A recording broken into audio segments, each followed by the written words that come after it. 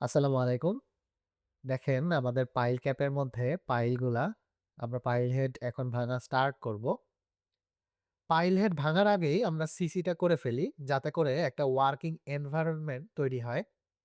দেখেন এই পাইলটা ফিনিশিংটা অনেক স্মুথ বাকি পাইলগুলোর তুলনায়। যদিও সারফেসে কিছুটা এয়ার বাবল দেখা যাচ্ছে, কিন্তু আদার্স পাইলগুলোর তুলনায় এই পাইলটার ফিনিশিংটা কিন্তু অনেক স্মুথ। এই যে এই পাইলটা দেখেন ফিনিশিংটা এত ভালো না। কেন ওই পাইলটা ফিনিশিং এত ভালো হইছে, এটা যদি আপনার জানা থাকে তাহলে ভিডিওটা এখনই পজ করেন এবং কমেন্ট বক্সে কমেন্ট করে জানান। আর যদি না জানা থাকে তাহলে আমার সাথে কন্টিনিউ করেন। আমাদের প্রত্যেকটা পাইল ক্যাপের মধ্যে একটা পাইলে ডায়নামিক লোড টেস্ট করতে হয়। আর ডায়নামিক লোড টেস্ট করার জন্য আমরা যেটা করি পাইল হেডটা আগেই ভেঙে ফেলি এবং পাইল হেডটা নতুন করে ডেভেলপ করা হয়। পাইল হেড ডেভেলপ করা হলে আমরা এটার উপরে একটা লোড সার্টেন হাইট থেকে ফেলে দেই। এই যে এখানে যেভাবে দেখা যাচ্ছে।